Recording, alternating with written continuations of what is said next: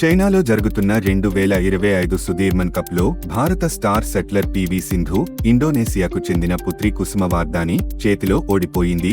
Arunachal Pradesh 2025 south Asian football federation under men's championship కు సిద్ధం. మే 1 నుంచి 8 వరకు యూపియాలోని గోల్డెన్ జూబిలీ స్టేడియంలో ఈ ప్రతిష్టాత్మక టోర్నమెంట్ జరగనుంది. 2026 జపాన్లో జరగనున్న ఆసియా గేమ్స్ లో క్రికెట్ ను చేర్చారు. పురుషులు మరియు మహిళల T20 ఫార్మాట్లు పోటీలో ఉండనున్నాయి. స్పెయిన్లో జరుగుతున్న ఏటీపీ మాస్టర్స్ 1000 మాడ్రిడ్ ఓపెన్ తొలి రౌండ్లో రోహన్ బోపన్నా మరియు బెన్ షెల్టన్ జోడీ విజయాన్ని సాధించారు.